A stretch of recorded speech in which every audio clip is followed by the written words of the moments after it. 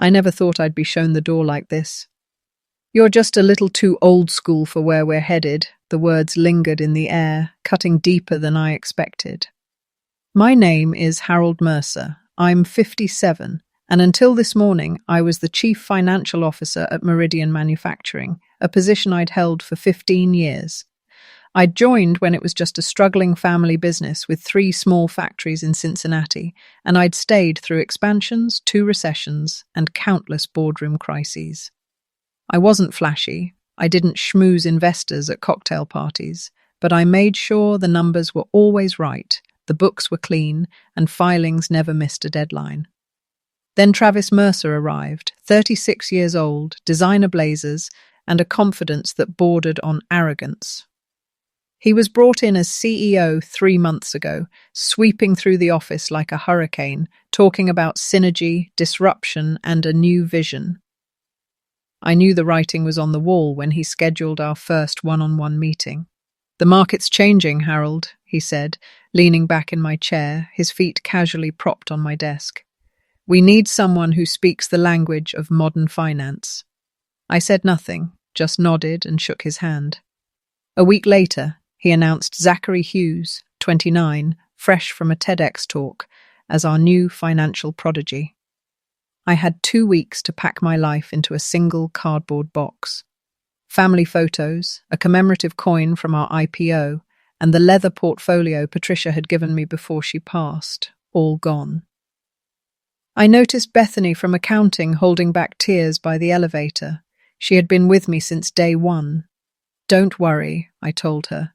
"It's all part of the cycle." What I didn't tell her was that I'd been quietly documenting months of suspicious transactions. Small irregularities had started appearing shortly after Travis arrived, then grew more frequent once Zachary was brought on. I wasn't plotting revenge. I was just doing my job, keeping the books clean, even as I walked out the door. I grew up working in my father's hardware store in Covington, Kentucky. He taught me numbers don't lie, even when people do. That lesson carried me through every board meeting, every quarterly report, and now, this betrayal. The red flags started piling up almost immediately. Vendor contracts I couldn't verify, consultancy fees without deliverables, budget reallocations with no approvals. Kevin from internal audit approached me quietly one evening. "Something's off with the new tech investment tracking," he said. I told him to document everything, just keep it factual. Without Patricia's fire, I had grown methodical and patient. Instead of confrontation, I kept detailed records, downloaded suspicious transactions, cross-referenced irregularities, and observed patterns. Zachary's arrival was no coincidence. They needed someone to execute their scheme without scrutiny, and I was too vigilant. The final board meeting lasted 22 minutes. No acknowledgement, no thanks, just a line on the agenda. CFO transition update. Travis presented Zachary as the future of Meridian while I sat silently, noting every shift in demeanor. Even William Foster, who had been on the board when I was hired, couldn't meet my eyes. He simply nodded along. I packed my office with quiet efficiency, noting every detail for future reference. That night, I spread 6 months of suspicious transactions across my dining room table. Invoices for services never rendered, shell vendors linked to a holding company called Alpine Innovations, registered just 3 days before Travis became CEO. The pattern was clear. They hadn't brought Zachary in because I was old school. They brought him in to hide the theft they'd engineered, and they needed me out of the way. I felt something colder than anger. Focused, deliberate. I organized everything. Timelines, account trails, cross-references. I wasn't going to confront them. I would let the numbers speak and make sure the right people listened. After my departure, I felt a strange mix of exhaustion and clarity. Meridian had been my life for 15 years, yet I couldn't linger in nostalgia. I had 6 months of suspicious transactions, vendor contracts that didn't add up, and a network of shell companies pointing straight at Travis and Zachary. The more I studied the records, the more the scope became terrifying. This wasn't just opportunistic theft. It was a coordinated, methodical siphoning of company funds. I needed allies, but carefully. Kevin from Internal Audit had always been diligent. I called him one evening at a diner far from the office, trying to gauge what he had seen. "They promoted me," he said before I could ask a thing. "Zachary's got me reporting directly to him now." His voice was tight. I didn't show my frustration. "And is it working?" I asked. Kevin hesitated. I can't. They've changed protocols, NDA after NDA. Everyone's watched, Harold." I nodded. That confirmed it. Meridian's upper management had tightened the walls, silenced anyone with experience or insight. But they had overlooked me. I still had emergency admin access to the audit server. In my final days, while everyone thought I was quietly packing my office, I'd set up a standard transition account. No one ever double-checked it. That account became my lifeline. That night, in the quiet of my home office, I logged in and started tracing every irregular transaction. Alpine Innovations wasn't just a holding company. It was a hub in a sprawling network of shell companies, each designed to hide the flow of money. Some of the activity predated Travis's arrival, which suggested a long-term plan. The deeper I dug, the more the picture became damning. Millions had been siphoned through fake vendors, inflated service contracts, and phantom consulting fees. I knew I had to be strategic. Going public immediately would destroy thousands of job shares at Meridian and collapse stock prices. Someone had already tipped the SEC, which meant the clock was ticking. I decided to move quietly, methodically. I made multiple secure backups of every document, set up dead man switches that would release everything if I didn't enter a code within 48 hours, and began drafting letters to 3 board members I suspected were unaware of the scheme: Elaine Morrison, Anthony Wilson, and David Patel. I didn't accuse anyone directly. I presented patterns of irregularities and supporting evidence, enough to compel investigation without triggering immediate backlash. Next, I reached out to Bethany from accounting. I needed her help. "They're gutting the department," she whispered across the coffee table when we met. "Half the team reassigned, half reviewed, including me." I nodded. "Remember the audit protocol we established after the Jackson acquisition? The parallel audit trail?" Her eyes widened. "Still running?" "Yes," I said. "Hard-coded. Zachary would need to know to disable it. And the monthly backup? Still going to Iron Mountain?" Relief softened my shoulders. Even if Travis or Zachary tried to cover tracks, the originals were safe. I handed her a sealed envelope. "Inside is a formal letter detailing financial concerns. You're obligated to report these to internal audit. If you submit it, it creates an official record and whistleblower protection applies." Her hand trembled as she accepted it. "Is this why they're pushing me out?" "Probably," I said. "And if you file this, it forces an investigation they can't ignore." Bethany squared her shoulders. "Tomorrow morning I'll submit it." With the parallel audit trail, secure backups, and a key ally in Bethany, I had all the pieces in place. My next stop was the notary public, where I signed a detailed affidavit verifying everything I had discovered. Then to my lawyer's office, leaving instructions in case anything happened to me. Everything was prepared. Kevin texted later that evening. "Z asking questions about old audit protocols. They're noticing. Watch yourself." Good. That meant my plan was already creating internal unease. 3 weeks passed, and the day of reckoning arrived. Bethany's formal complaint triggered internal audit automatically. At the same time, my emails reached Elaine, Anthony, and David. By noon, the board was scrambling. Elaine convened an emergency meeting using her authority as audit committee chair. Travis looked pale when internal auditors arrived, taking over the conference room. Zachary was escorted away by legal. Within hours, Meridian's internal systems were in lockdown. I didn't attend. I watched from home, updates coming via Bethany's texts. By evening, Meridian was officially under investigation. Executives from Travis's tenure were on administrative leave, and forensic accountants began untangling the maze of shell companies and false invoices. For the first time in months, I felt a sense of calm. I walked along the river, watching Cincinnati's skyline glow as night fell. Every step was a release of tension. I had stayed methodical, patient, and in control. The next morning, my phone buzzed with missed calls from William Foster, Travis, and Jacob Foster. I ignored them. Instead, I answered a call from Anthony Wilson, the board's oldest heir, Yemba. 15 years of clean books, he said, voice hoarse with emotion. No scandals, no missed filings. I should have spoken up sooner. You're speaking up now, I replied. That's what matters. The board appointed me acting chairman to assist the forensic team temporarily. We'd like you to come back, Harold, Anthony said. I smiled faintly. I'll help with the investigation, but I won't return permanently. Meridian needs someone to innovate. I'm just a little too old school. 3 months later, I was in Asheville, North Carolina, watching the sun set behind the Blue Ridge Mountains. The investigation confirmed my suspicions. A coordinated fraud scheme siphoning millions, orchestrated by Travis, Zachary, and complicit board members.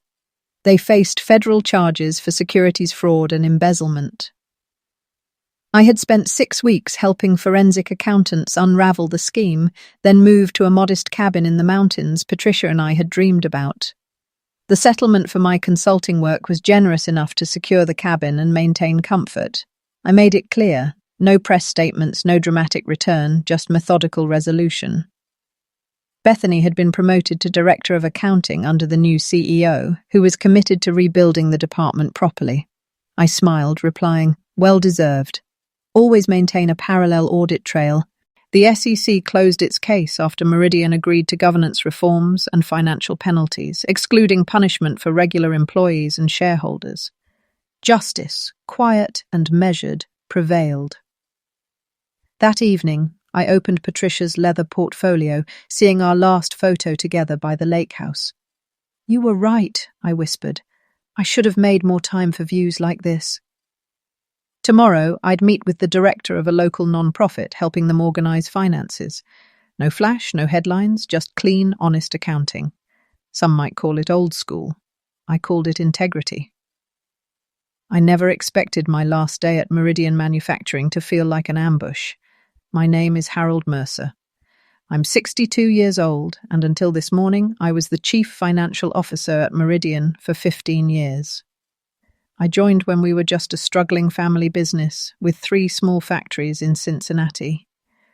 By the time I left, we had 18 plants across the Midwest and were publicly traded. I had guided Meridian through 2 recessions, an acquisition crisis, and more boardroom politics than I care to remember. I wasn't flashy. I didn't attend cocktail parties to schmooze investors, but the books were always clean. The numbers were always right. Then Travis Mercer arrived. He was 36, polished, wearing designer blazers and sneakers that cost more than my weekly groceries. The board had brought him in as CEO 3 months ago, promising modernization, disruption, and vision realignment. The moment he scheduled our first one-on-one, I knew what was coming. Leaning back in my chair with his feet on my desk, he said, "The market's changing, Harold. We need someone who speaks the language of modern finance." I nodded, said nothing, and offered a tight-lipped handshake. "We're bringing in Zachary Hughes," he continued. 29 years old, brilliant mind, just gave a TEDx talk on financial innovation. I stayed calm. "When's the transition?" 2 weeks, Travis said, smiling at my stoicism. "Next board meeting, we'll announce it." That afternoon, while everyone attended an all-hands meeting about exciting new directions, I packed my personal items. 15 years, condensed into a single cardboard box, family photos, a commemorative coin from our IPO, and the leather portfolio my late wife Patricia had given me. On my way out, I noticed Bethany from accounts holding back tears by the elevator. She'd been with me since day one. Don't worry, I told her. It's all part of the cycle. What I didn't tell her was that I'd spent the last 6 months documenting a series of questionable transactions. They had started appearing shortly after Travis arrived and became more frequent once he announced bringing in Zachary. I wasn't planning revenge. I was doing my job. Numbers don't lie, even when people do. My father had taught me that in his hardware store across the river in Covington, Kentucky. I put myself through college stocking shelves and balancing his books at night. When I graduated, I turned down bigger offers to stay local, eventually working my way up to Meridian in 2008. Harold Phillips, the founder, had called me personally. "I need someone who can keep us afloat through this recession," he said. "Someone who sleeps better when the books balance." And for 10 years, he and I had built Meridian into something solid. When he retired, the transition was smooth. Diana Wright, the next CEO, respected our systems. We disagreed sometimes, but she listened. No flashy moves, just steady growth and clean accounting. Then Diana retired. The board wanted fresh energy. Enter Travis Mercer, with his Harvard MBA and Silicon Valley startup experience that had more buzz than profit. The first red flag appeared during his second week. He bypassed procurement protocols to hire a marketing consultant, a former classmate, at 4 times the standard rate. When I questioned it, he smiled. "We're thinking bigger now, Harold. The old constraints don't apply." The second red flag came with a restructuring of reporting lines. Finance now had to go through his new chief innovation officer before reaching him. The third came when I overheard him on the phone, saying our books had outdated methodology and needed creative solutions. Small irregularities started showing up: unvetted vendor contracts, consultancy fees without deliverables, budget reallocations without signatures. My team noticed too. Kevin from internal audit stopped by one evening. "Something's off with the new tech investment tracking. Numbers don't match from entry to report." "Document everything," I told him. "Just the facts." Patricia would have urged me to confront them, make a scene in the boardroom. But cancer had taken her 3 years ago, and I had grown methodical, patient. So instead of confrontation, I meticulously logged suspicious transactions, cross-referenced irregularities, all while keeping a calm demeanor in meetings as Travis brought in more of his people and pushed mine out. The final board meeting was 22 minutes. No mention of my 15 years of service, no plaques, no speeches. The agenda simply read, CFO transition update. Travis presented the exciting new fiscal directions. The chairman, William Foster, avoided my eyes. I had hoped for recognition, but all I got was a nod. An asset, like a piece of equipment that had depreciated, I thought bitterly. I walked back to my office, now Zachary's office, to collect my box. Through the glass wall, I saw Travis pointing at my charts like they were ancient cave paintings. Bethany was waiting by my door with an envelope. She had organized a farewell collection for a proper dinner. I thanked her, but didn't intend to use it. "Bethany, when did those invoices from Vertex Solutions start coming in?" I asked. "February," she said, thinking. 2 weeks before Travis mentioned bringing in Zachary. That night at home, I spread all my documentation across the dining table. 6 months of suspicious transactions, invoices for services never rendered, foreign consulting fees without tax documentation, shell vendors traced back to Alpine Innovations, registered just 3 days before Travis became CEO. The pattern was clear. They needed me gone because I asked too many questions. They brought in Zachary, not because I was old school, but because he could help funnel money unnoticed. I felt something I hadn't in years: cold, focused clarity. I organized all the evidence, cross-referencing timelines, accounts, and board connections. I wouldn't confront Travis directly.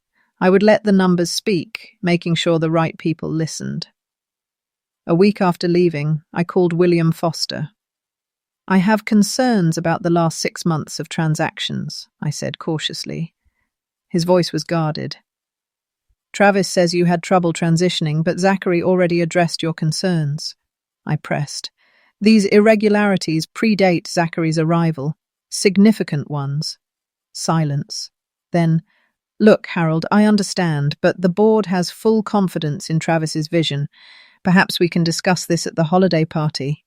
The next morning, I received a carefully worded email from Meridian's legal department. Any accusations without evidence could be defamatory. They were closing ranks. Someone had anticipated my findings. Kevin from Audit had been on my team 8 years. If anyone else noticed issues, it would be him. We met. "They're watching everyone who worked with you," he admitted. I nodded. Good. That meant I was right about their paranoia. I still had access to the audit server. Using emergency admin credentials, I traced every irregular transaction, and the picture became horrifying. Alpine Innovations was the hub of a web of shell entities. Some activity predated Travis's arrival. Millions had been siphoned through fake vendors and inflated service agreements. This was a planned infiltration, not opportunistic theft. I secured all documentation, set up dead man switches to send it to the SEC, DOJ, and trusted journalists if anything happened to me. I reached out to the 3 board members I believed were uninvolved: Elaine Morrison, David Patel, and Anthony Wilson. I sent careful, evidence-backed emails, enough to compel scrutiny without overloading them. Bethany was crucial. She agreed to submit a formal internal complaint detailing what she saw. Her parallel audit trail ensured nothing could be erased. I notarized an affidavit and left instructions with my lawyer for safety. Kevin texted, "They're noticing. Watch yourself." Finally, everything was in place. 6 weeks later, the avalanche hit. Internal audit triggered by Bethany's complaint coincided with my emails reaching uninvolved board members. Elaine called an emergency board meeting. Travis went pale. Zachary was escorted away. By evening, Meridian was officially under investigation. I watched from home as the news filtered in via texts from Bethany. Executives from Travis's tenure were on administrative leave, forensic. Accountants untangled the web of shell companies, and Meridian's internal systems were locked down. For the first time in months, my shoulders relaxed. The next morning, Anthony Wilson called. 15 years of clean books, he said. Hoarse. No scandals, no restatements. I should have spoken up. "You're speaking now," I replied. "That's what matters." They appointed me acting chairman to assist the forensic team temporarily. "We'd like you to come back, Harold," Anthony said. I smiled faintly. "I'll help with the investigation, but no permanent return. Meridian needs innovation. I'm just a little too old school." 3 months later, I sat in Asheville, North Carolina, watching the Blue Ridge Mountains at sunset. The investigation confirmed my suspicions. Travis, Zachary, and complicit board members faced federal charges for securities fraud and embezzlement. I had spent 6 weeks helping forensic accountants unravel the scheme, then packed up my Cincinnati house and moved to the mountains Patricia and I had dreamed about. Bethany had been promoted to Director of Accounting. The SEC closed its case after Meridian agreed to governance reforms and penalties, sparing shareholders and regular employees. Justice, quiet and methodical, prevailed. That evening, I opened Patricia's leather portfolio. Our last photo at the lake house stared back at me. "You were right," I whispered. "I should have made more time for views like this." Tomorrow, I would meet the director of a local non-profit to help organize their finances. No flash, no headlines, just clean, honest accounting. Some might call it old school. I call it integrity.